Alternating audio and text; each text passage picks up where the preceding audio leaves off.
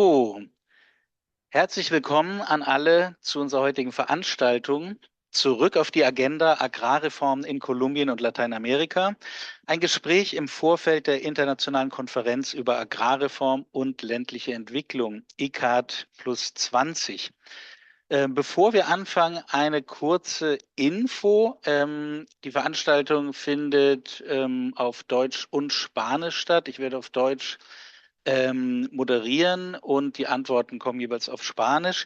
Wer eine spanischsprachige Übersetzung braucht, hat die Möglichkeit, steht auch nochmal im Chat rechts, unten entweder auf einen kleinen Globus zu drücken, wo dann die Kanäle Deutsch und Spanisch erscheinen, da dann bitte Deutsch einstellen.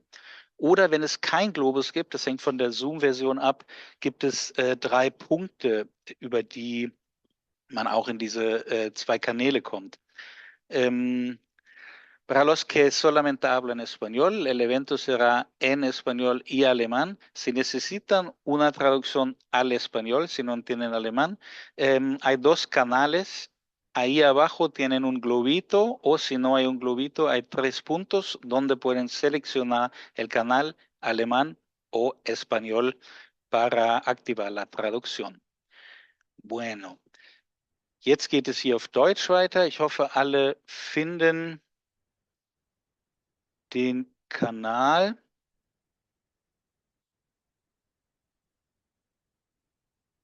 Bei der Veranstaltung heute handelt es sich um eine Kooperationsveranstaltung des Forschungs- und Dokumentationszentrums Chile Lateinamerika, FDCL, der Lateinamerika-Nachrichten und Colco Menschenrechte für Kolumbien.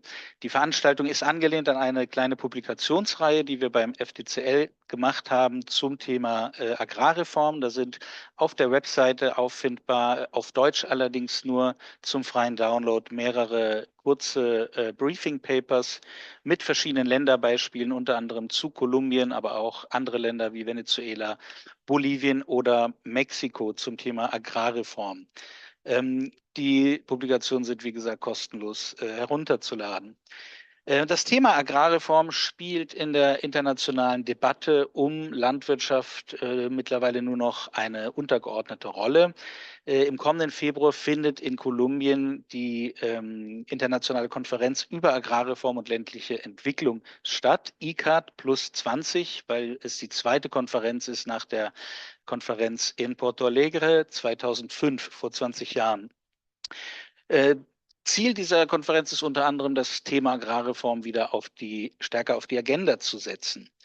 Das Gastgeberland Kolumbien ist unter der aktuellen Regierung, der Mitte-Links-Regierung von Gustavo Petro, zählt zu den wenigen Ländern weltweit, die überhaupt derzeit eine umverteilende Agrarreform durchführen.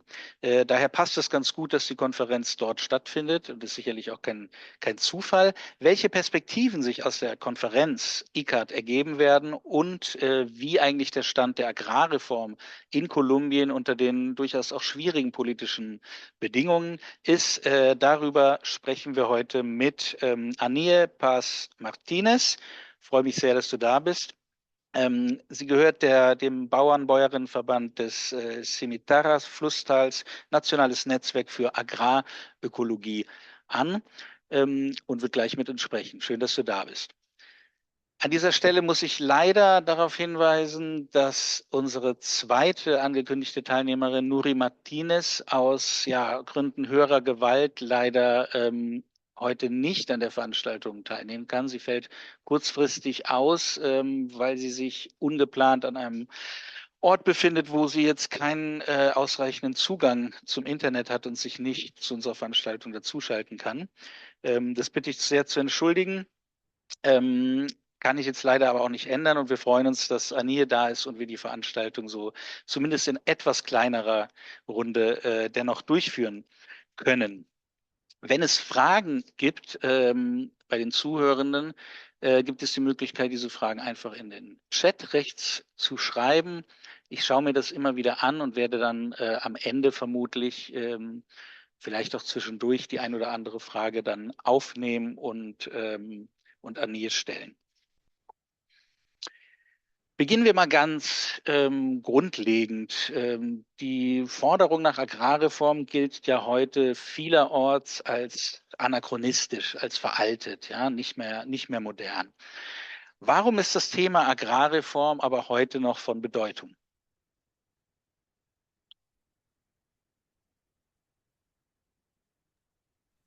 Buenas tardes a todas y todos. Buenas noches a ustedes allí, quienes están en Alemania.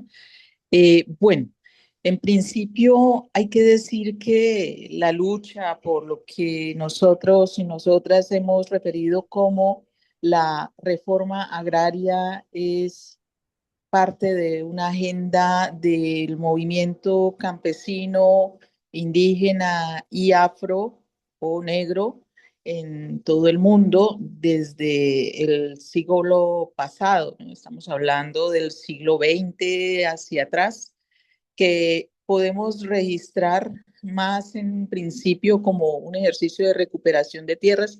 Hablo especialmente de la América, de nuestra América, eh, sin dejar de pensar que hay todo un proceso de reforma agraria a nivel mundial, que también fue mucho antes, ¿no? Estamos hablando por allá del siglo XVIII, siglo XIX en la Europa, ¿no?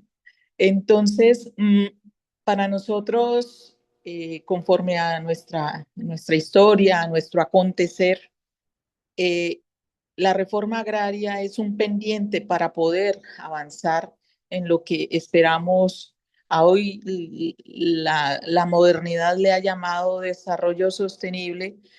Para comunidades campesinas es vida digna, eh, buena vida, eh, porque efectivamente quien piensa de pronto que la reforma agraria es algo anacrónico, pues tendría que verificar elementos claves como el neoliberalismo, el producir y el capital solo por capital, eh, no ha dado resultados que puedan hacer pensar que pues, la producción de la comida como materia prima, teniendo la tierra para que pueda producir, para que pueda dar vida, dejaría de ser vigente para el ser humano.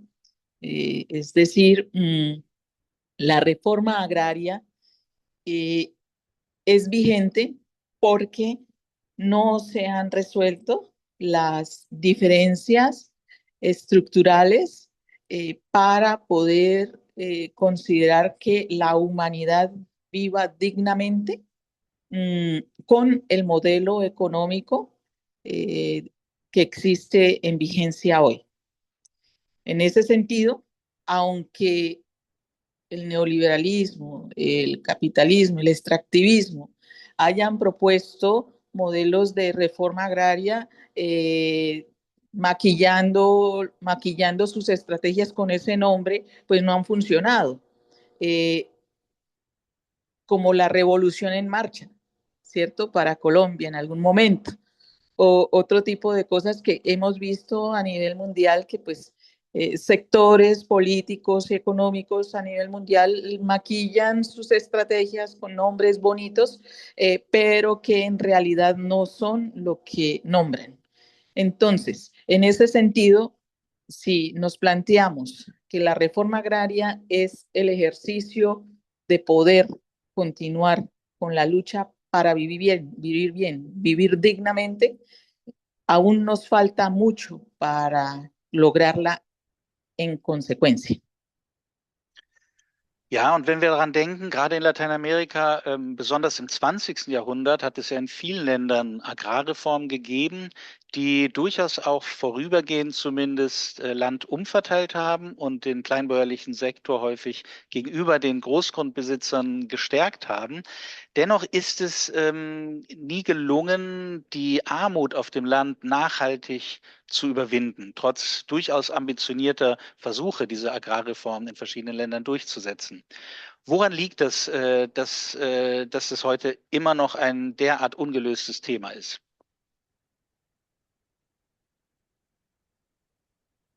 Efectivamente, cuando, como les decía, cuando pues hay que decir, pues en nuestra América, la la, el poder gobernar para el sector de la izquierda, pues en el progresismo más que todo, y hay que mencionarlo así, es muy reciente.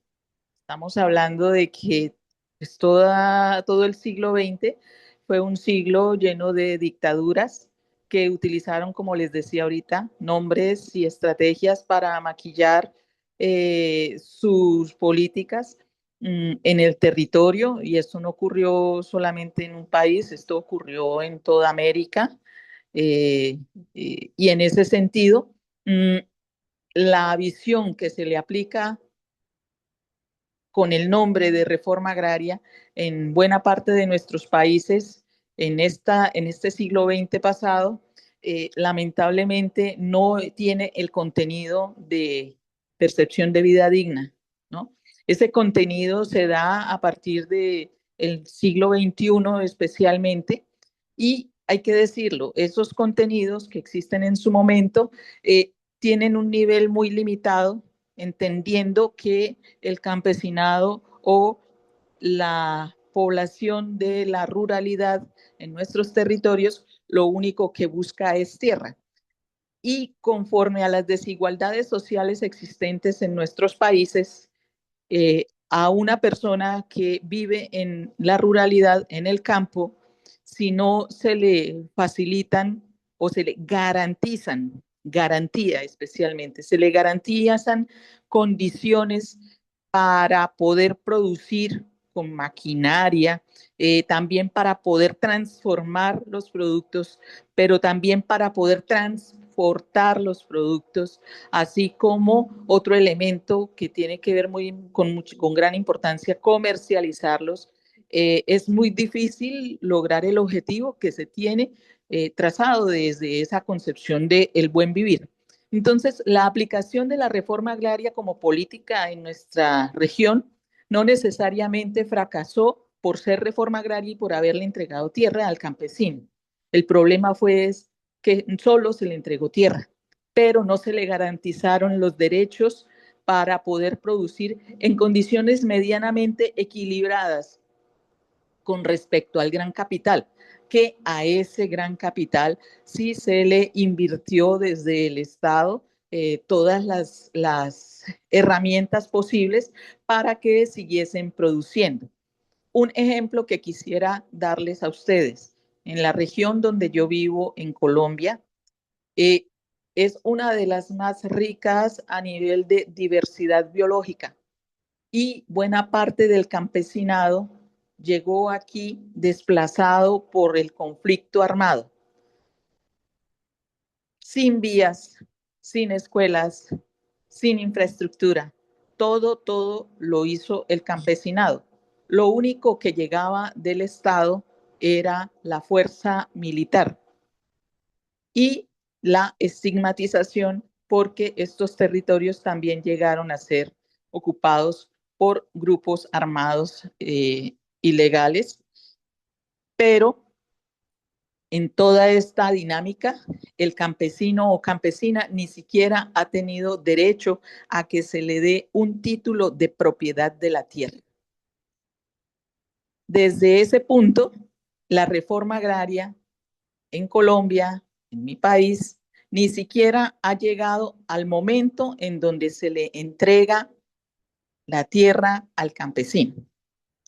El atraso que tenemos es casi de la época del feudalismo, y es con el acuerdo de paz que en principio, precisamente ubicando las razones del conflicto en lo agrario, en lo campesino, que se empieza a hablar de cómo entender la reforma agraria de una manera integral. Paro ahí porque de pronto más adelante hay que referir sobre este tema.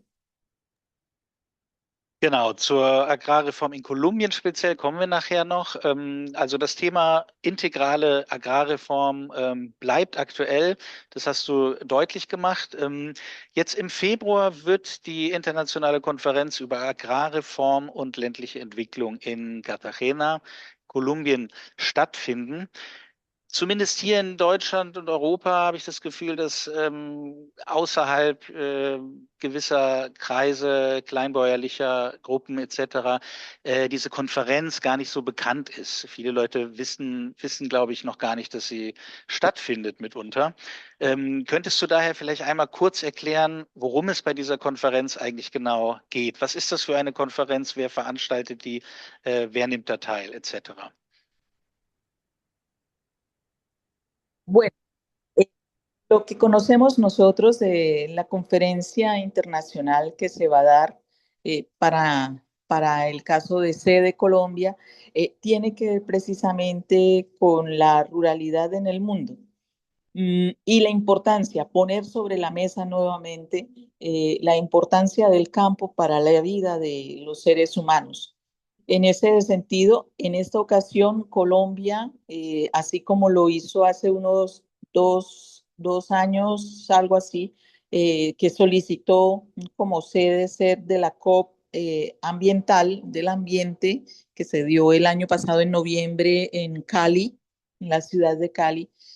A la vez también estaba gestando, y esto tiene un sentido especial, desde el gobierno colombiano, gobierno progresista, eh, que dentro de su Plan Nacional de Desarrollo está enmarcado y se le hace referencia a que Colombia es una potencia de la vida, pero que en sí uno de los ejes fundamentales de ese plan de desarrollo es el agro colombiano.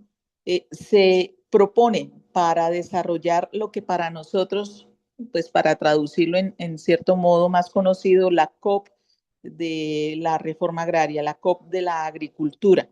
Y en ese sentido, allí se va a plantear una serie de meditaciones dentro de las que a nivel mundial, ustedes han escuchado los informes que corresponden a la preocupación sobre los alimentos que hay en el mundo, sobre el hambre que hay en el mundo y sobre cómo el sistema en el que nos encontramos no es muy favorable para resolver este problema. Se ha planteado Colombia como una propuesta para hablar desde los estados, pero también desde el movimiento campesino mundial sobre la proyección que tiene el planeta alrededor de temas como la redistribución equitativa de la tierra, la justicia agraria, la restauración y recuperación y protección de suelos rurales, el modelo productivo agrario, las garantías de derechos colectivos e individuales y de la naturaleza, entre otros temas. En realidad son bastantes temas que rodean el poder observar o poder echar una mirada al agro en el mundo, ¿no? Y creo que precisamente en este momento, frente a las dinámicas que se están dando, que no son de ahora, hay que decirlo, es un periodo de tiempo que de más o menos unos 15 años ahora se está planteando la preocupación sobre la alimentación del ser humano y sobre la vida dentro del planeta, que pega el ambiente con el territorio y el alimento. Ja, und welche Rolle spielen oder werden konkret in der Vorbereitung und auf der Konferenz später kleinbäuerliche Bewegungen und Netzwerke wie La Via Campesina spielen? Und welche Aufgabe haben Sie sozusagen während der Konferenz und was erwarten kleinbäuerliche Bewegungen von der Konferenz?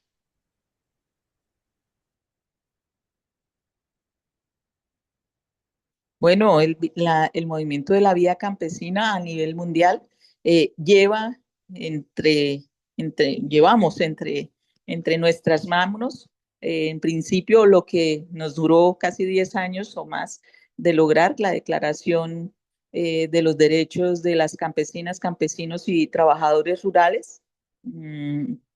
Además, allí están inmersos todas las propuestas que hemos venido trabajando desde los diferentes continentes alrededor de la soberanía alimentaria, de los derechos de las mujeres campesinas y rurales, los derechos, como les decía ahorita, que tienen que ver con una reforma rural o agraria integral, en donde no se separa, como se ha pretendido, el ambiente del campesinado o del habitante del agro.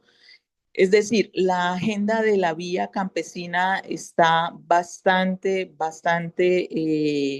alimentada para proponer dentro de ese escenario. Inclusive, hay que decirlo, en estos días se acabó de realizar el Congreso de la Vía Campesina en México. Estamos ya en los últimos días, varios de nuestros delegados están próximamente volviendo a nuestros países, precisamente para tocar dentro de ellos, dentro de la agenda, como uno de los puntos este evento.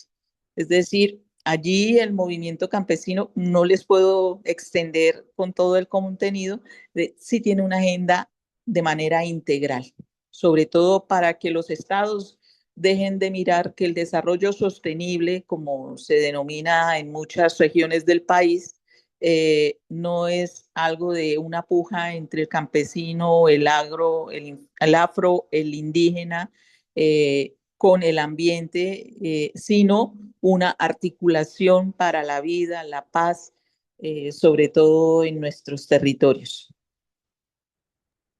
Ja, wir reden ja heute vorwiegend über Lateinamerika und gleich noch über Kolumbien. Natürlich, mich würde aber noch interessieren, bei dieser Konferenz, die ja eine internationale Konferenz ist, es ist natürlich kein Zufall, dass sie in Lateinamerika stattfindet, wie auch schon die erste Konferenz vor 20 Jahren in Porto Alegre, ja auch ein wichtiger Ort für solche Arten von Treffen. Denken wir nur auch an das Weltsozialforum damals.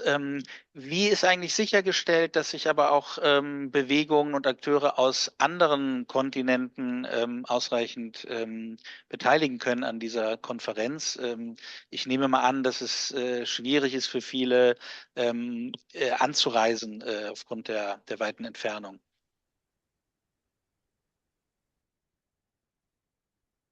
Sí, seguramente, bueno, esto hay que decirlo, lo organiza el Estado. Eh, Seguramente se está negociando unos espacios para el movimiento campesino, movimiento afro e indígena de todo el mundo. Esto lo podemos decir en consecuencia de lo que pasó el año pasado. El año pasado, en noviembre, se realizó la COP 16 en Cali. Había una COP para los estados, pero también hubo una COP para el movimiento social y ambiental. Eh, Tuvo sus espacios, tuvo sus garantías. Obviamente no podemos decir que pues nosotros como movimiento campesino no podemos decir, vea, van a haber estas garantías, pero sí desde la vía campesina se le está prestando especial atención y hay que decirlo, pues la vía campesina tiene sus sedes en cada uno de los continentes del planeta. En Europa hay vía campesina, en África, en América, es decir, en Asia, inclusive en algún momento, creo que hace unos 10 años el Congreso fue allá en Asia, y que ese ejercicio precisamente de las dinámicas del movimiento mundial del campesino, de la vía campesina, va a apoyar muchísimo la facilidad de comunicación. Con todas las limitantes, seguramente va a haber transmisiones virtuales que se darán, conferencias, foros en vivo para todo el mundo. Eh, pero hay que reconocer las limitantes y sobre todo que esto se hace en medio de una crisis económica mundial que no facilita inclusive la garantía de muchas cosas para lo que corresponde a lo social y más cuando hay también gobiernos que están tratando de disminuir el costo o el gasto que tiene que ver con lo social en todo el mundo, ¿no? Ja, danke. Ich würde jetzt ein paar Fragen zur aktuellen Agrarreform in Kolumbien stellen. Wenn es Fragen gibt zur ICCAT-Konferenz, stellt die gerne im Chat oder stellen Sie die gerne im Chat. Die können wir dann am Ende auch noch mal aufnehmen. Zunächst mal zu Kolumbien. Erstmal ein kleiner Rückblick. Vielleicht, Kolumbien hat ja über das 20. Jahrhundert, vor allem in der zweiten Hälfte des 20. Jahrhunderts, mehrere Agrarreformen durchlebt, die immer wieder in Gegenreformen auch mündeten, wo dann Entwicklungen zurückgedreht wurden. Es gibt den bewaffneten Konflikt, das wissen wir alle. Die letzte Agrarreform vor der jetzt aktuellen, zu der wir gleich kommen, fand in den 90er Jahren statt, in der Phase neoliberaler Agrarreformen weltweit in mehreren Ländern, sogenannte Weltbank, von der Weltbank unterstützte, marktgestützte Landreform, bei denen es vor allem darum ging, auf freiwilliger Basis KäuferInnen und VerkäuferInnen zusammenzuführen, die dann eben auf dem Markt das Land sich gegenseitig abkaufen und somit zu einer Dynamisierung des Landwirtschaftssektors beitragen sollen. Das hat so nicht geklappt, das wissen wir. Es gab vielfältige Kritik natürlich an dieser Art von Landreform. In Kolumbien, als das Gesetz 1994 beschlossen wurde, ein nationales Agrarreformsystem ins Leben gerufen wurde, gab es aber auch die interessante Entwicklung, dass in diesem Zuge, das Gesetz 160 war das, sogenannte kleinbäuerliche Schutzzonen ins Leben gerufen wurden oder die Möglichkeit, diese einzurichten. Du selbst arbeitest in einer der ältesten dieser Schutzzonen, im Rio Simatara-Tal. Was genau verbirgt sich hinter diesem Konzept der kleinbäuerlichen Schutzzone und wie haben sie sich dann seit Mitte der 90er Jahre bis in die Gegenwart entwickelt? Bien, las zonas de reserva campesina en el país efectivamente están en el título 13 de la ley 160 del 94. Eh, Hay que decir que esta figura se cuela, se, se logra introducir dentro de la ley 160 que se da precisamente en un momento en el que el país decide iniciar una política de apertura económica hacia el nuevo liberalismo, el nuevo neoliberalismo.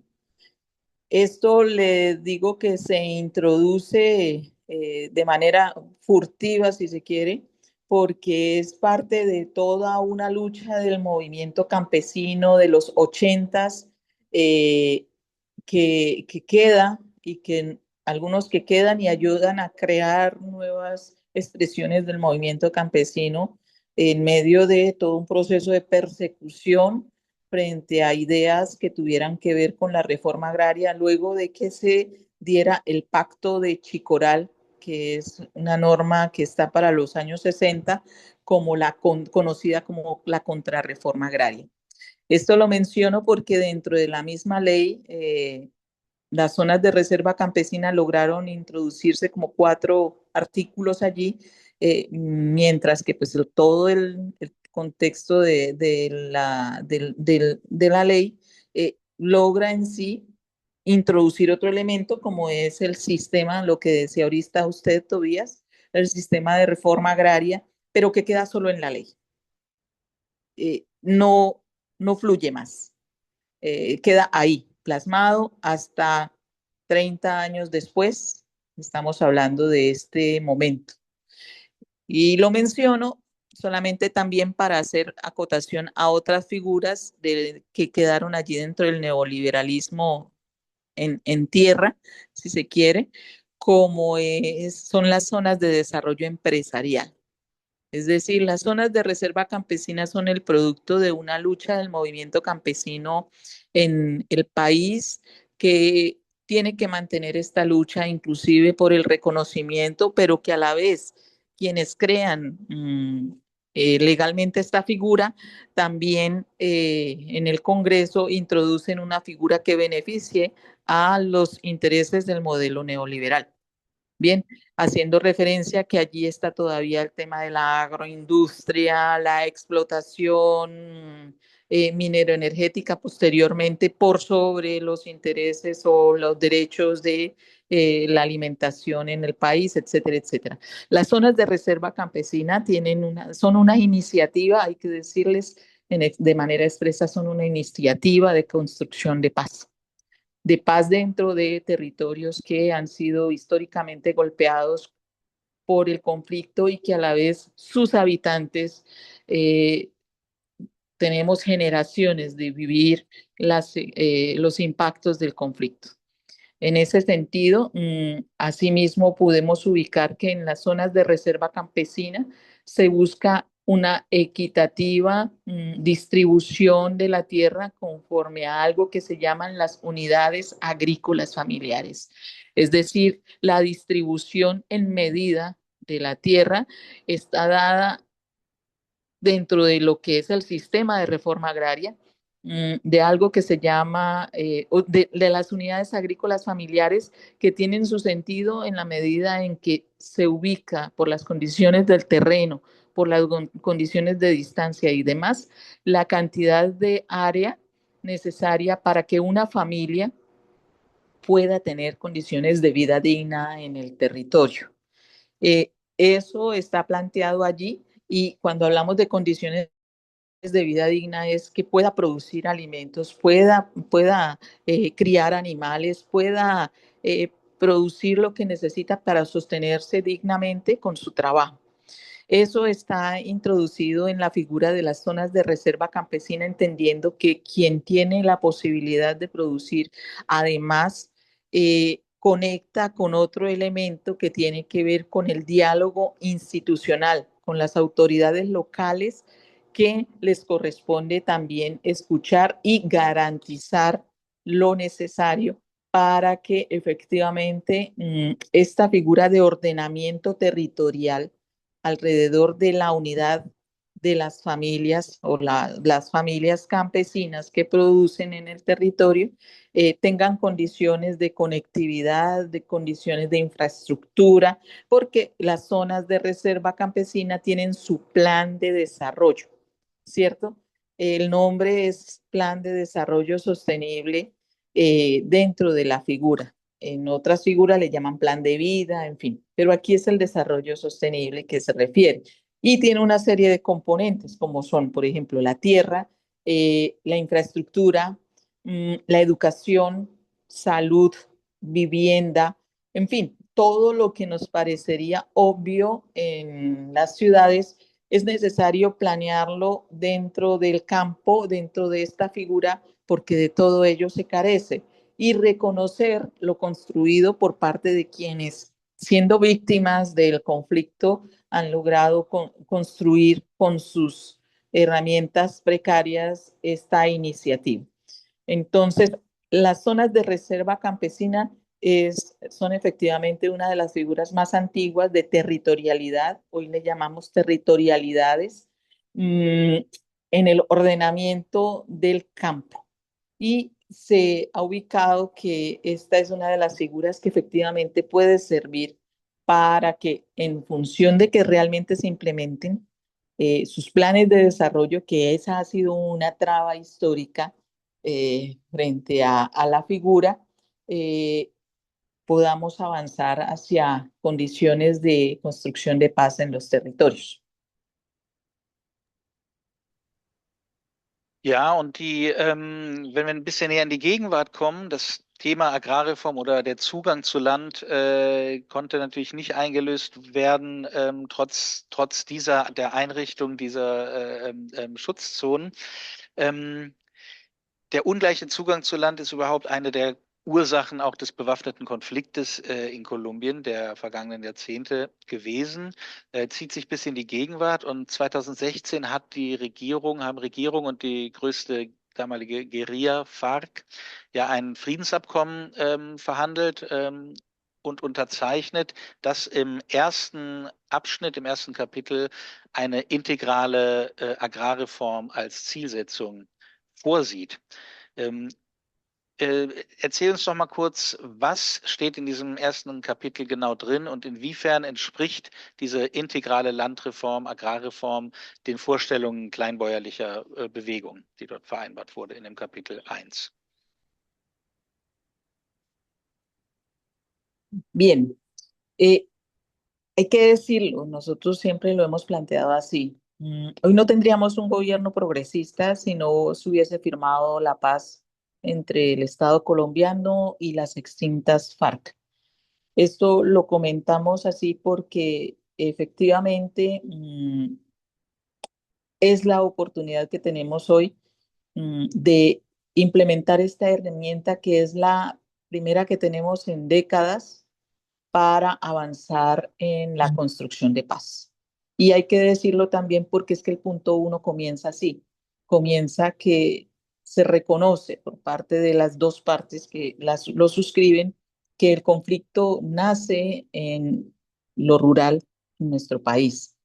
Está compuesto el primer capítulo, el primer punto del acuerdo de reforma rural integral por tres ejes grandes o gruesos.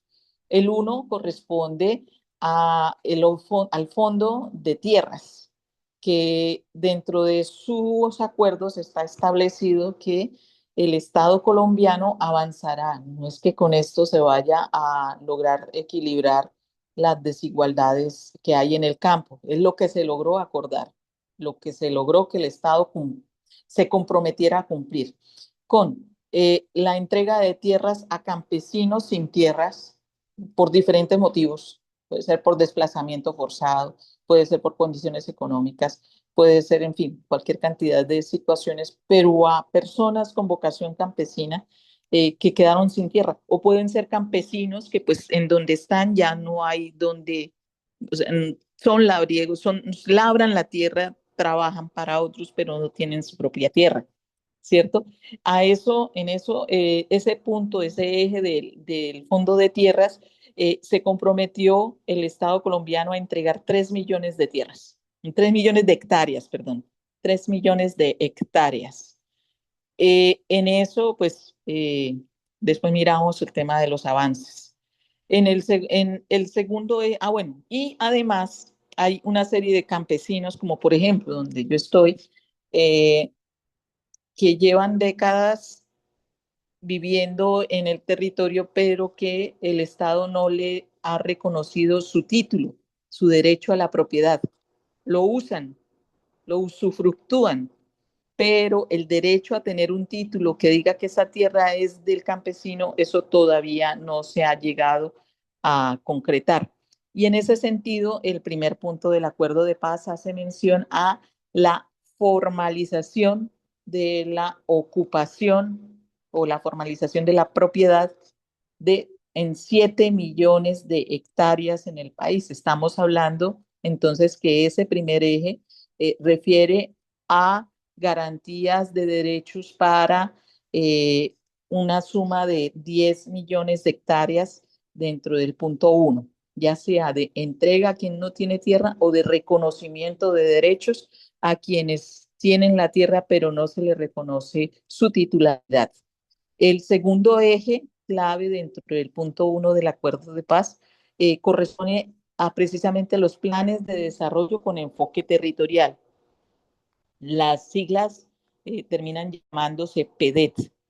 ¿Qué sucede? En el país deciden, conforme al acuerdo de paz, que se declaran unos territorios en donde se ha vivido, no quiere decir que en otros no, no, es lo que se llegó a acordar, inclusive he escuchado que las FARC hizo una propuesta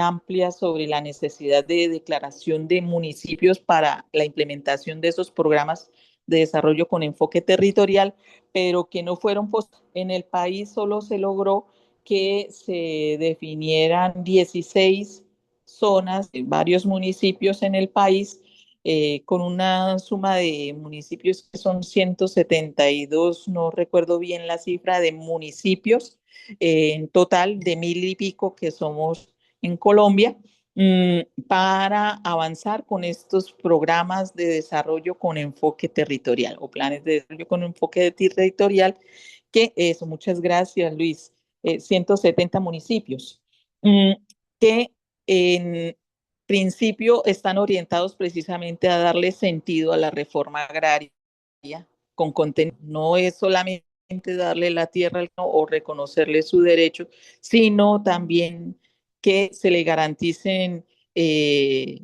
temas como tienen que ver lo que decía ahorita de las zonas de reserva campesina, el tema de, alguien mencionaba la agroecología, el tema ambiental, la dimensión ambiental del campesinado. Está el tema de infraestructura, de salud, de educación, inclusive uno de los ejes de los programas de desarrollo con enfoque territorial que quisiera destacar y que son los menos trabajados, de los menos trabajados, eh, ha sido el eje o el pilar que le llamaban en su momento de paz y convivencia, que es parte también de las dinámicas propias de los territorios. Eso como segundo eje. Ahora bien, el tercer eje grueso son los que se conocieron como los planes nacionales. Los planes nacionales son 12 y que corresponden a la aplicación en todo el agro del país, en toda la ruralidad del país, independientemente de que sean zonas priorizadas como municipios PEDET o si son zonas rurales que no están dentro de los territorios PEDET. Estos planes son generales, como por ejemplo el tema de las telecomunicaciones, unos temas de salud mucho más amplios, como políticas nacionales que pues quedaron también allí plasmadas en función de la integralidad. Por eso el punto 1 del acuerdo de paz se llama la reforma rural integral. Y para hacer una claridad, en esta ninguno de los puntos pretende que con su cumplimiento se concrete la paz en Colombia. Inclusive, el acuerdo se llama para la construcción de una paz estable y duradera.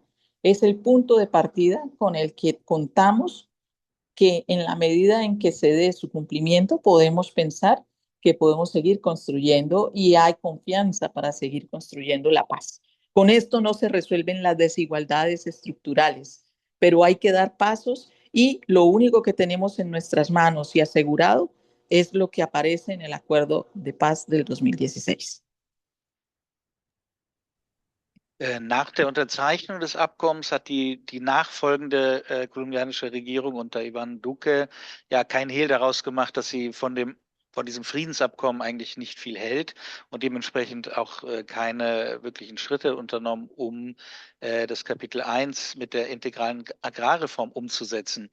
Mittlerweile haben wir eine Mitte-Links-Regierung in Kolumbien unter Gustavo Petro, der unter anderem sich zum Ziel gesetzt hat, die Agrarreform voranzutreiben. Wie sieht es denn jetzt mittlerweile mit der Umsetzung der Agrarreform aus?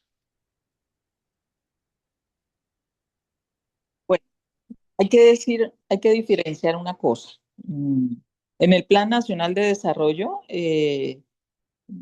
se hacen unas apuestas ambiciosas para desarrollar en 4 años. Y estamos hablando de una deuda histórica de muchas décadas, ¿cierto? Mm, ¿Qué podemos decir? El plan es ambicioso, ¿cierto? Como reforma agraria en este gobierno. Se le han puesto buenas intenciones con lo que las herramientas que hay. Por lo menos está la perspectiva y la decisión de arrancar con lo que hay seguro, que con lo que cuenta el Estado, pero también hay unas dificultades serias en materia de presupuesto. En ese sentido, pues nosotros sí tenemos la claridad de que en un gobierno no se va a lograr avanzar todo lo que se esperaría, y más con las limitantes que a nivel de Congreso de la República, pues allí es donde se aprueban las leyes, se vienen colocando desde el inicio de este gobierno. Mm, Hablo meramente de lo institucional, teniendo en cuenta que la decisión política que se da se plasma a partir de la construcción de este plan de desarrollo que ayudamos a construir desde las regiones, eh, y que efectivamente se ha buscado cumplir al máximo con esta apuesta de que el futuro está en el campo, ¿cierto? Y en ese sentido tenemos cómo se fortalece y se busca poner a funcionar el Sistema Nacional de la Reforma Agraria como sistema. Se avanza en el tema de la compra de tierras para entregarla a especialmente colectivos de asociaciones o organizaciones campesinas, teniendo en cuenta que el rezago es enorme y pues por lo menos pensando en el colectivo se le está apostando a que se pueda impactar mucho más eh, en el cumplimiento de la reforma agraria.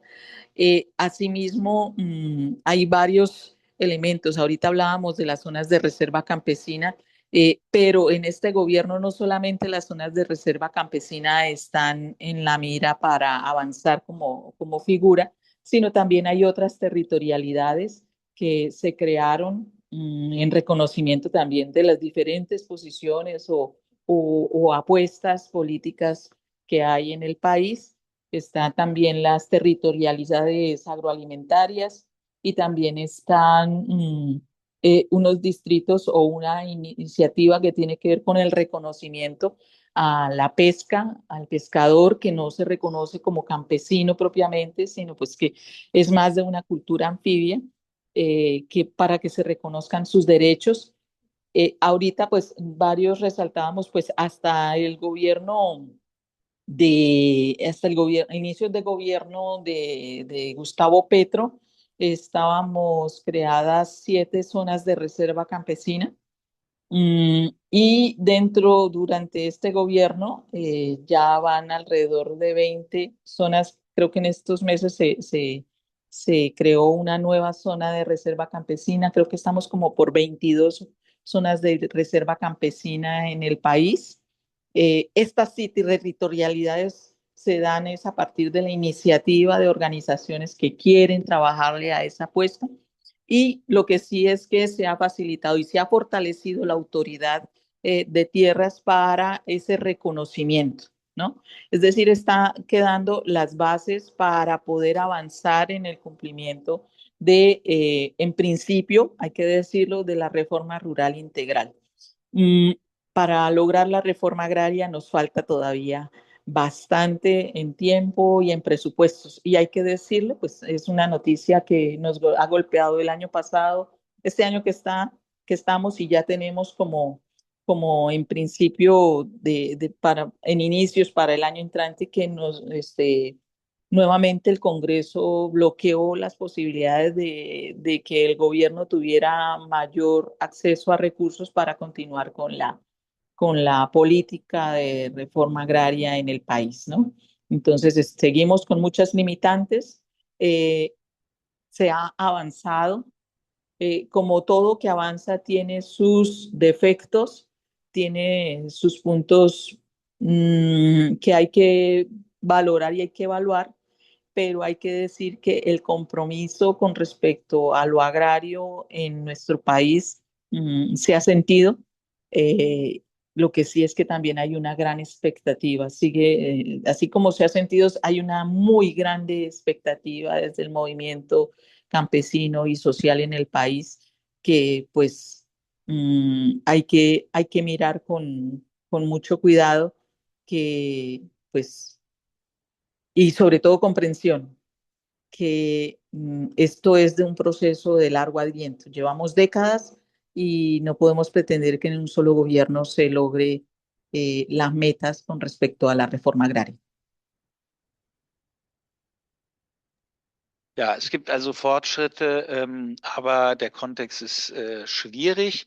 Mich würde dennoch noch mal kurz interessieren, die Regierung Petro hat ja jetzt keine neue Agrarreform verabschiedet oder so, sondern orientiert sich, was die gesetzliche Grundlage angeht, an den Instrumenten, die es bereits gibt, vor allem aus den 90er Jahren, baut dort die Elemente, die zur Verfügung stehen, teilweise aus. Wie läuft das nun aber mit der Verteilung von Land konkret? Die Regierung enteignet ja kein Land oder so, da gibt es jetzt keine Konflikte in der Hinsicht, sondern sie kauft Land auf, was sie dann an Kleinbäuerinnen und Kleinbauern verteilt. Wem kauft sie dieses Land genau ab? Das sind ja dann auch Großgrundbesitzer oder der Rinderzüchterverband beispielsweise, die Land abtreten. Treten die denn dann eigentlich auch gutes, fruchtbares Land ab oder sind das eher die schlechteren Böden? Wie läuft dieser Prozess konkret ab? Wie kann man sich das vorstellen?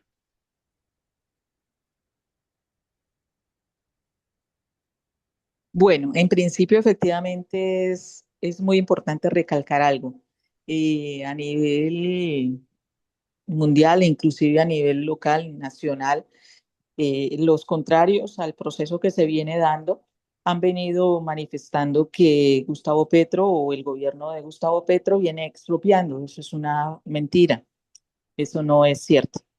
Eh, lo que sí es que para ubicar allí varios elementos, mm, el gobierno o el Estado colombiano tiene eh, en titularidad hoy una serie de tierras que fueron entregadas o extinta su propiedad, no en este gobierno, sino en periodos en donde se juzgaron a narcotraficantes, también a paramilitares e inclusive hay predios extintos también a diferentes grupos armados, así como eh, personalidades destacadas que pues se ubicó que estaban cometiendo algún tipo de delito y pues la figura legal fue la extinción de dominio.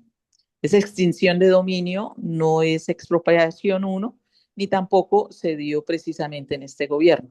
¿Qué sucede? Eso quedó en manos de una entidad que se llama la Sociedad de Activos Especiales, la conocemos hoy como SAE, que no solamente administra los predios rurales, sino que pues, todas las propiedades de estos personajes, como les decía, así como también hay un fondo que corresponde a las víctimas, ¿cierto? Un fondo de víctimas que también recibe predios, bienes para con destinación única y exclusiva para la reparación de las víctimas.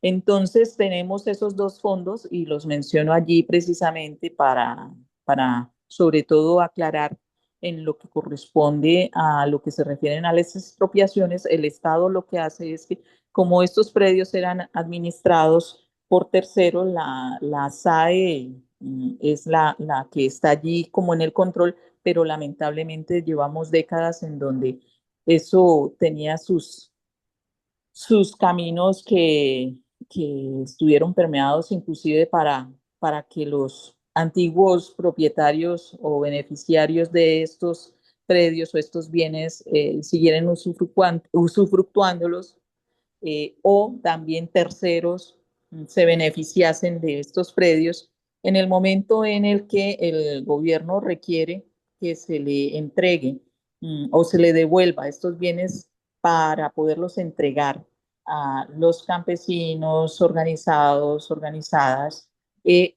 hay conflictos. Además, porque aún en buena parte de los territorios del país, la tierra sigue estando en manos de los eh, poderosos mm, y que pues han tenido también, es parte del ejercicio del control territorial. Entonces, no es un proceso fácil, hay que mencionarlo. Efectivamente, a comienzos del gobierno de Petro escuchamos que estuvo negociando con la Federación de Ganaderos, eh, que se lograron comprar algunas tierras. Hay unos procesos dentro de la Agencia Nacional de Tierras, que es la autoridad para este tema, en donde se visitan los predios, se verifican su productividad, es decir, hay todo un procedimiento para finalmente tomar la decisión de que esos predios sean aptos para la compra y después para la destinación a lo que está establecido, ¿cierto?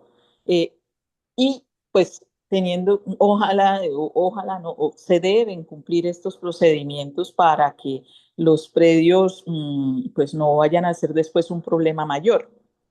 Como decíamos, hay dificultades, hay obstáculos, hay circunstancias que se presentan en todos estos procesos, pero pues con respecto a esta parte de predios, por un lado, en donde ya hacen parte de la SAE, son predios en titularidad del Estado están en fondo de víctimas, tienen estos elementos que muchas veces hay personas allí, terceros que pues no están necesariamente vinculados a sus anteriores propietarios, eh, pero que hay que también resolver. Ahora, con lo que tiene que ver con compras, está el mismo proceso, tanto con compras como también con los predios de la SAE, porque es una responsabilidad que después, si no se tiene en cuenta todos estos procesos, pues va a repercutir en la apuesta política y social de este gobierno, ¿no? Esto.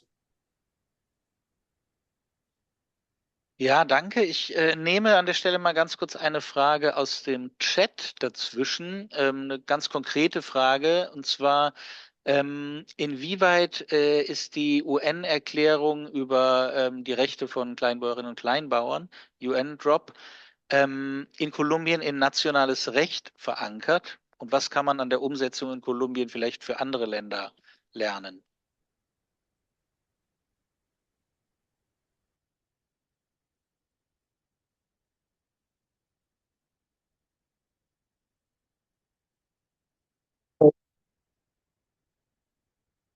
Sí, de la Declaración de Derechos de los Campesinos, Campesinas y Personas Rurales. Bueno, pues hay que decirlo, esta declaración fue firmada en el 2018. Eh, Colombia fue uno de los tres países que dos creo que fueron países que se abstuvieron, el Estado colombiano, de firmar la declaración. Eh, Creo que los que dieron no fueron Estados Unidos e Israel, si mal no recuerdo.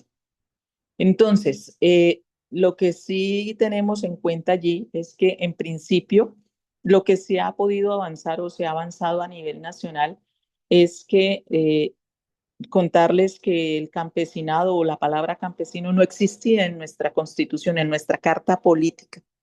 Y es a partir del 5 de julio, del 4 de julio del 2023, que se proclama el acto administrativo número uno, pues es un auto constitucional en donde se modifica la Constitución y se reforma el artículo 64 de la Constitución, de la Carta Política en Colombia, en donde se le reconocen los derechos al campesinado y en donde se incluyen como pues, esta carta de navegación por encima de toda la legislación, o sea, que debe regir toda la legislación de ahí para abajo colombiana, se incluyen elementos claves de la Declaración de los Derechos Campesinos eh, hecha o realizada por la Organización de Naciones Unidas. De allí, pues, ¿qué tenemos? Nosotros como Colombia, como movimiento campesino, lo que hemos hecho es seguir incidiendo para que se pueda suscribir la declaración, pero nos parece mucho más importante que se incorpore a la normativa nacional lo que está plasmado en la declaración, es decir, que tenga fuerza de ley así como la Declaración de los Derechos Humanos. Es una carta muy importante en donde políticamente pueden haber unos reconocimientos, pero mientras no haya una normativa que vincule al Estado en su integralidad a cumplir con la garantía de los derechos que estén allí plasmados, pues no vamos a poder avanzar mucho.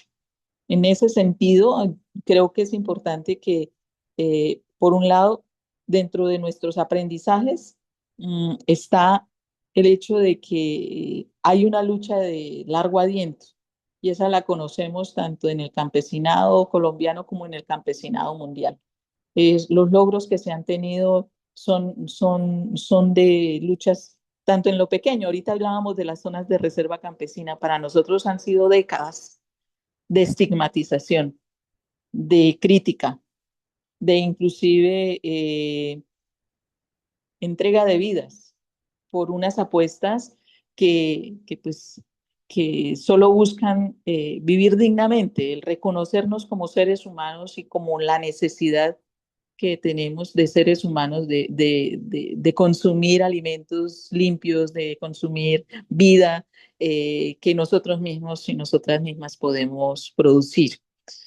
Hago mención a eso porque dentro de los aprendizajes para nosotros como campesinado, que todavía nos falta mucho, es el lograr avanzar más en la unidad, Bien, eh, y que pues eso nos lo ha enseñado el movimiento mundial.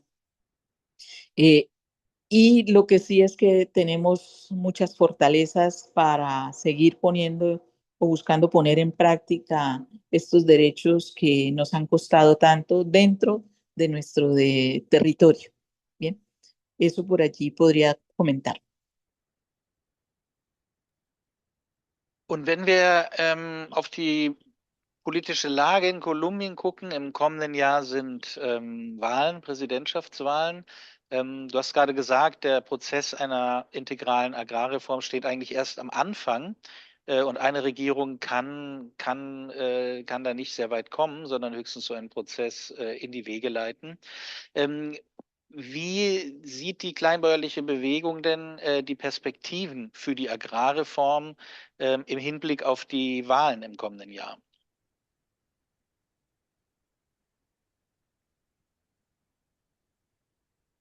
Bueno, comentarles que efectivamente nosotros estamos claros porque ha sido una lucha bastante fuerte y creo que se está profundizando cada vez más frente a la perspectiva que tenemos en el próximo año.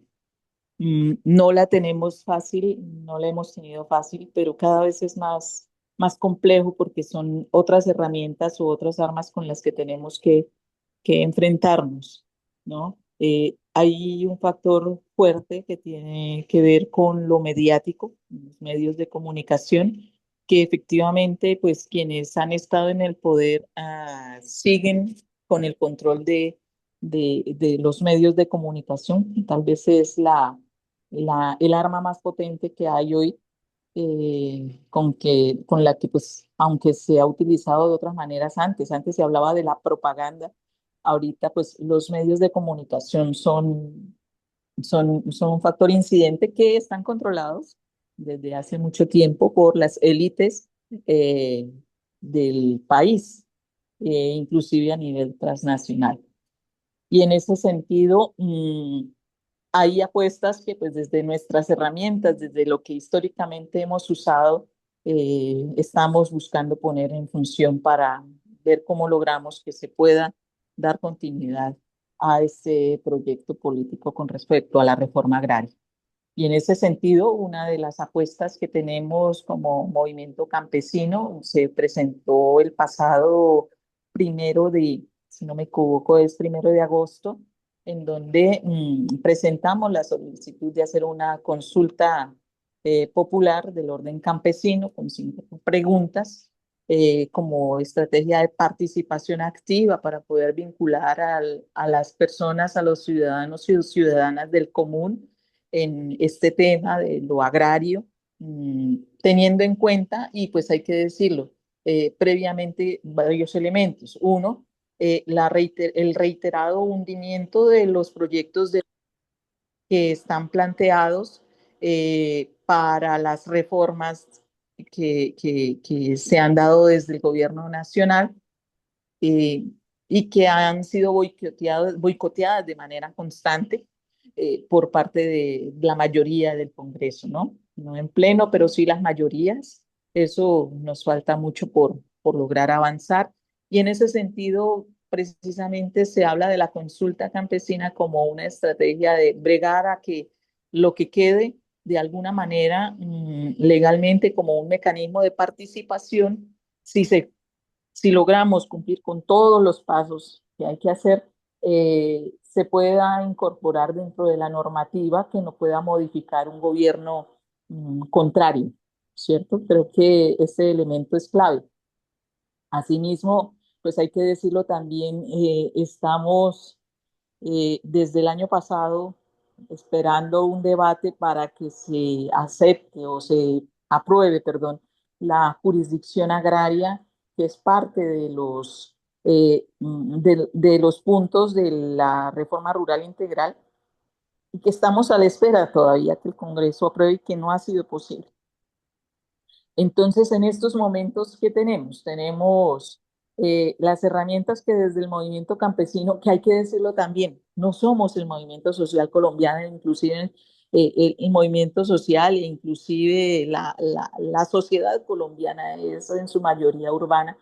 Lo que buscamos es tocar la sensibilidad de esta sociedad que no conoce estas otras realidades y que solamente conoce lo de la pantalla, del internet, de las redes, que no es en su mayoría proclive a las realidades de la ruralidad nuestra, para que podamos avanzar como parte de la estrategia que tenemos como movimiento hacia, ojalá esto podamos continuarlo de alguna manera, incluso con un gobierno diferente.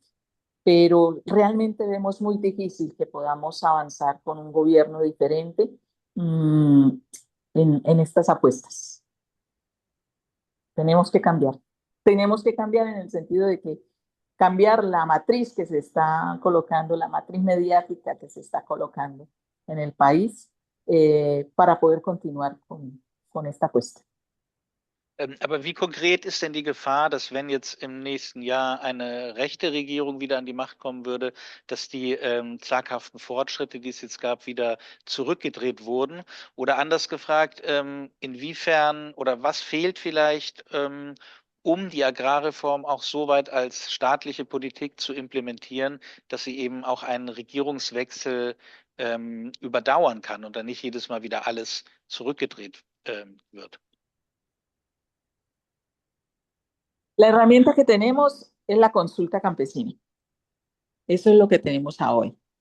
Tenemos claridad de que si llega un gobierno diferente, no vamos a poder. Esto se va a estancar en el mejor de los casos o retroceder. La herramienta que tenemos es esta y pues bueno, que se pueda avanzar en la conciencia la conciencia de la ciudadanía que le corresponde votar para estas próximas elecciones del 2026. Es difícil, pero es las realidades y este gobierno, aunque es gobierno progresista en todas sus ramas, no está en el control del poder completo y eso lo hemos visto por los retrasos que se han tenido notorios. Entonces, pues lamentablemente hay que ser claros. En estos momentos, un gobierno de derecha que no cuente con, que no, en el que no se haya logrado instalar lo que estamos planteando nosotros dentro de las 5 preguntas de la consulta campesina, mmm, que obviamente no es una tarea fácil y que tampoco son cosas innovadoras, son cosas que deberían estarse aplicando, pero que con el Congreso que tenemos no nos permite hacerlo. Entonces, pues va a ser muy difícil. O sea, nuestra salida es esta apuesta y de lo contrario, pues seguiremos luchando. Und was sind, vielleicht jetzt abschließend gefragt, auch jetzt jenseits dieser politischen Frage, wer wird nächstes Jahr regieren, für die Umsetzung einer Agrarreform, die ja mehr bedeutet als Zugang zu Land, das ist eine essentielle Voraussetzung, aber gerade heutzutage neben der Vermarktungsfrage etc. kommen ja auch ökologische Kriterien, Agrarökologie ist ein großes Thema mit dazu, die vielleicht vor ein paar Jahrzehnten noch nicht so eine große Rolle gespielt haben oder zumindest nicht unter diesen Begriffen. Was sind in diesem Kontext die größten Herausforderungen aus kleinbäuerlicher Sicht für die Umsetzung, zukünftige Umsetzung einer Agrarreform? Como les comentaba, nosotros desde los inicios hemos planteado que la reforma agraria, pues a algunos les suena raro, pero no es solo reforma agraria. Nosotros hablamos de una reforma agraria integral. Algunos sectores hablan de integral y popular. Eh, en específico, cuando hablamos de esa palabra integral, es lo que llevamos en esencia con figuras, territorialidades, propuestas de ordenamiento en los territorios, como las zonas de reserva campesina, las TECAN, los territorios para los pescadores, en fin. Es decir, la propuesta está. Es decir, lo que se necesita ya está escrito. Si no es por décadas, que haya estado escrito, ha estado por lo menos en la mente del campesinado que ha venido construyendo esto. y que se viene plasmando en algunas normas, pero que en su mayoría hay un ejercicio y que es muy importante y que seguimos reivindicando. Y es que se habla, pues la palabra de moda hoy es de la gobernanza, más allá de la participación. Eh, y con ese elemento de participación, pero gobernanza con algo de poder de decisión en cuanto a las decisiones y a las apuestas de construcción de territorio que estamos haciendo en el marco de la reforma agraria integral, ¿cierto? Eh, Permiten ajustar, como en cualquier caso donde estamos seres humanos, podemos ajustar y podemos proyectar y podemos construir en un constante diálogo, eh, abriendo siempre la atención en cuanto a que no nos podemos quedar dialogando. Y eso tiene el campesino, que aquí es eh, dialogando, pero también produciendo y trabajando, que es algo que es muy importante tenerlo en cuenta, porque en la medida en que dejemos esto solamente al filosofar, a las reuniones, esto no va a funcionar. Necesitamos un componente técnico muy activo en poner en marcha esto y también el tiempo para que el campesinado desde la cultura propia pueda también seguir avanzando en lo que nosotros hemos llamado la reforma agraria integral. No olvidemos eso. Las construcciones las tenemos muchas en diferentes momentos de nuestra historia. Las zonas de reserva campesina, el punto uno del acuerdo de paz, en donde están los programas de desarrollo con enfoque territorial. Eso lo construimos en nuestros territorios con las juntas de acción comunal, los liderazgos comunales, pero también a nivel municipal, en muchas regiones del país, la dirigencia campesina tiene un poder de incidencia fuerte a nivel local y creo que eso es clave también seguir fortaleciéndolo, que inclusive pues es en donde realmente se pueden lograr las decisiones. Entonces, en ese sentido, también para dejar allí sobre la mesa, hace mucho que la reforma agraria la entendemos de una manera integral desde el campesinado.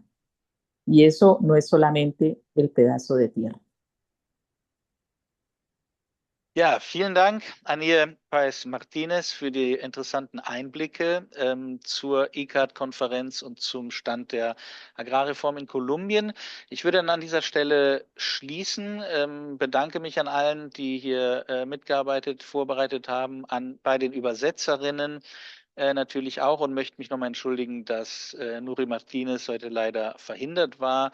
Sie befindet sich gerade übrigens auf auf einem Treffen mit La Via Campesina in Mexiko, konnte jetzt aber leider nicht teilnehmen und wir hoffen vom FDCL aus auch das Thema ICCAT dann im nächsten Jahr, im Februar, Ende Februar findet ja die Konferenz statt in Cartagena, dann nochmal aufzunehmen, vielleicht mit noch einer Veranstaltung, möglicherweise dann ja mit Nuri Martinez, wenn es klappt. Vielen Dank an alle und an alle Zuhörenden und Zuschauenden und schönen Abend noch.